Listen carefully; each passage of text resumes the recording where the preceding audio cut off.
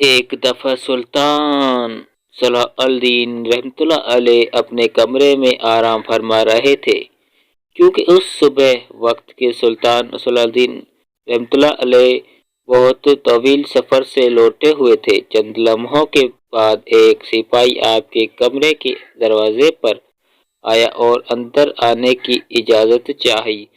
سلطان صلاح الدین ایوبی رحمۃ اللہ علیہ جو کہ آرام فرما رہے تھے، لہذا اندر سے کوئی جواب نہ آیا۔ دروازے پر مامور محافظوں نے کہا کہ سلطان آرام فرما رہے ہیں، لہذا آپ تھوڑی دیر بعد آ جانا۔ سپاہی آپ کا بہت وفادار سپاہی تھا، اس کو بلایا۔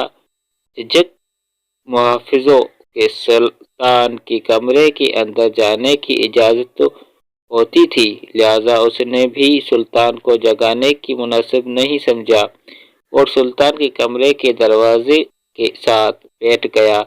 وہاں انتظار کرتا رہا۔ جب سلطان صلاح الدین ایوبی رحمۃ اللہ علیہ بیدار ہوئے گئے تو تب ہی وہ اس سے ملاقات کریں گے۔ چند لمحے گزرنے کے بعد سلطان صلاح الدین ایوبی رحمۃ اللہ علیہ کی آنکھیں کھلی تو اندر کی حرکت سے معلوم ہوا کہ سلطان صلاح الدین ایوبی رحمۃ اللہ علیہ نیند سے بیدار ہوئے چکے ہیں۔ سپاہی نے اجازت چاہی اور آپ کے کمرے کے اندر چلا گیا۔ سلطان صلاح الدین ایوبی رحمۃ اللہ علیہ نے سپاہی کو کہا، ایسے کیا خاص بات تھی کہ تم اتنی دیر سے میرے کمرے کے باہر انتظار فرما رہے تھے؟ وہ سپاہی بڑا حیران ہوا کہ سلطان کو کیسے پتہ چلا کہ میں باہر انتظار کر رہا ہوں۔ سپاہی نے سلطان سے کہا، سلطان معظم، آپ تو نیند میں تھے، آپ کو کیسے معلوم ہے کہ میں باہر کھڑا آپ کا انتظار کر رہا تھا؟ تو سلطان صلاح الدین ایوبی رحمۃ اللہ علیہ نے کہا کہ وہ انسان کبھی فاتح سلطان نہیں بن سکتا جو سوتے ہی دیکھ نہ سکے، وہ کچھ نہ سن سکے، نہ کچھ محسوس کر سکتا ہو، وہی اصل میں فاتح سلطان ہو۔ بہادر سرداری وہی ہوتا ہے جو سوتا ہو، اس بھی سکون دیکھ کر سکون محسوس بھی کر سکے۔ سپاہی بڑا حیران ہوا اور پھر سلطان نے اس سے پوچھا، بتاؤ کیا بات ہے؟ تو تم اس سے کہنا، سلطان معظم شاہی حکم صاحب آپ سے ملنا چاہتے تھے۔ سلطان نے کہا، اجازت ہے، آپ حکیم کو اندر لے آئے۔ سپاہی باہر گیا اور چند لمحوں کے بعد شاہی حکم کو لے کر سلطان صلاح الدین ایوبی رحمۃ اللہ علیہ کی خدمت میں حاضر ہوا۔ سلطان صلاح الدین ایوبی رحمۃ اللہ علیہ نے حکیم سے پوچھا، حکیم صاحب بتاؤ کیا بات ہے؟ آخر مجھ سے ملنے کی تمہیں اتنی جلدی اور کیا ضرورت پیش آئی ہے؟ تو حکیم صاحب نے کہا، حضور ایک بات جو مجھے دنوں سے پریشان کر رہی ہے، اسی سلسلے میں آپ سے بات کرنی تھی۔ سلطان صاحب ایوبی رحمۃ اللہ علیہ نے اس سے پوچھا، بتاؤ کون سی بات ہے؟ تو اس نے کہا، سلطان معظم، میرے حکیم خانے میں میری بہت سارے شاگرد ہیں۔ ایک شاگردانی جو ایک خاتون ہے اور یہودی مذہب سے تعلق رکھتی ہے، اور لیکن اس نے اسلام کے بارے میں بہت کچھ پڑھا اور اسلام کے بارے میں بہت کچھ سیکھا، لیکن چند ایک سوال ہے جس کی وجہ سے وہ ابھی تک مسلمان نہیں ہوتی۔ وہ چاہتی ہے کہ مسلمان ہو جائے، لیکن ایک سوال کا جواب میرے پاس نہیں ہے جس کی وجہ سے وہ ابھی تک مسلمان نہیں ہوتی۔ سلطان صلاح الدین ایوبی رحمۃ اللہ علیہ نے مسکرا کر کہا، سلطان کے حکم ہوتے ہوئے تمہیں ایک سوال کا جواب نہیں آتا؟ بتاؤ وہ کون سا سوال ہے؟ یہ اس عورت کے ایمان لانے کے درمیان رکاوٹ بنا ہوا ہے۔ تو حکیم صاحب نے کہا کہ سلطان معظم، وہ خاتون کہتی ہے کہ آخر مسلمان خنزیر کا گوشت کیوں نہیں کھاتے؟ آخر اس میں ایسی کیا برائی ہے؟ اس خنزیر کے گوشت کھانے کا ایسا کیا نقصان ہے جس کی وجہ سے مسلمان خنزیر کا گوشت نہیں کھاتے؟ بالکل اس سے سخت نفرت کرتے ہیں، اور یہ بھی وہ کہتے ہیں کہ ہمارے گاؤں میں تو سارے لوگ اکثر خنزیر کا گوشت کھاتے ہیں۔ ہم اپنے قبیلوں میں خنزیر پالتے ہیں اور جوان ہونے پر اس کو کاٹ کر کھا لیتے ہیں، اور وہ جب سے میرے پاس کا سبق لینا شروع ہوئی وہ بھی اپنے گھر والوں کے ساتھ خنزیر کا گوشت کھاتی ہے، کیونکہ یہاں تو ایسے خنزیر کا گوشت میسر نہیں، لیکن میرے پاس اس کے سوال کا جواب نہیں، کیونکہ میں اس کے بارے میں نہیں جانتا کہ آپ اس کے سوال کا جواب دیں گے تو آپ کی وجہ سے یہ غیر مسلم ہو جائے گی۔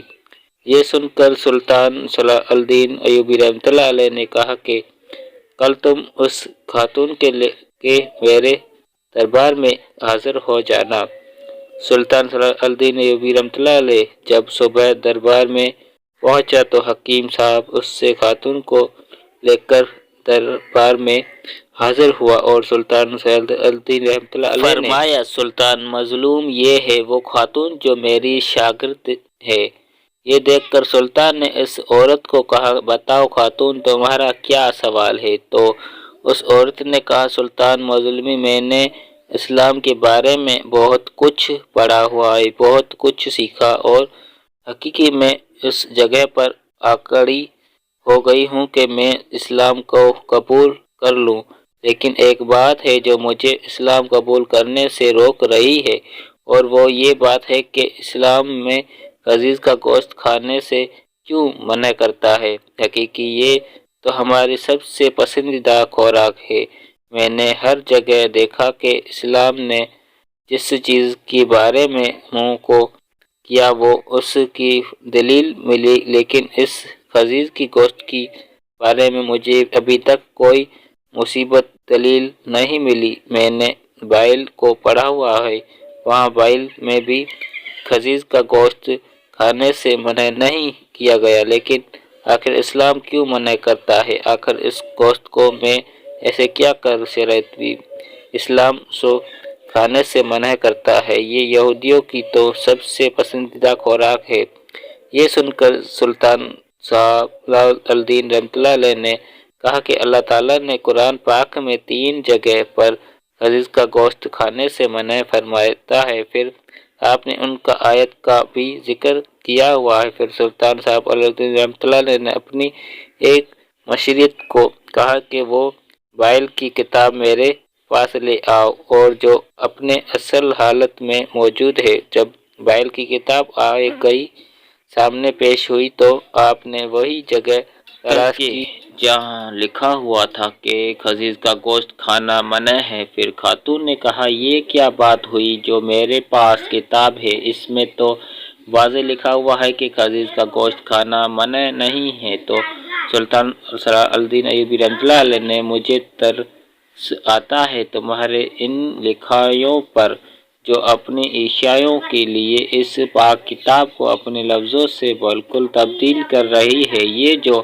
تم بائبل کا پاسورڈ یہ اپنی اصل حالت میں موجود نہیں ہے، یہ تمہاری اپنی لکھائیوں کی لکھی ہوئی کتاب ہے۔ پھر سلطان صلاح الدین ایوبی رحمۃ اللہ علیہ نے فرمایا کہ یہ تو تمہیں کتاب اس سے ثابت کیا خنزیر کا گوشت کھانا منع ہے، پھر اب میں تمہیں سائنسی لحاظ سے معلوم کر کے دوں گا۔ پھر سلطان صلاح الدین رحمۃ اللہ علیہ نے اس خاتون کو حکم دیا کہ خنزیر کا گوشت پکا کر کل صبح میرے دربار میں لے آنا۔ وہ خاتون سلطان کے پاس سپاہیوں کے ساتھ جنگل میں گئی، ایک سور شکار کیا اور اگلے صبح اس کو آگوش پکا کر سلطان صلاح الدین رحمۃ اللہ علیہ کے سامنے لے آئی۔ سلطان نے اس کو کچھ اہمیت سے دیکھی اور اس خاتون کو کہا کہ اب اس پکے ہوئے گوشت میں ایک بوٹی کو چھڑی کے ساتھ 2 حصے بھیجو۔ خاتون خنزیر کی بوٹی کے 2 حصے لے جاؤ، درمیان میں سے گوشت کچا۔ سلطان نے کہا کہ خاتون کیا تم نے اس گوشت کو اچھی طرح پکایا نہیں؟ تو اس خاتون نے کہا، نہیں سلطان مظلوم میں نے اس کو بہت اچھی طرح سے پکایا ہے۔ تو سلطان نے کہا، اب تمہاری سمجھ میں میری بات ضرور آ گئی ہوگی۔ یہ حرام گوشت چاہے تم اسے جتنا بھی اچھی طرح پکاؤ، چاہے اس کو آگ کی کتنی ہی پیش دو، لیکن یہ پوری طرح پکا نہیں ہوگا، یہ درمیان میں کچا ہوتا ہے۔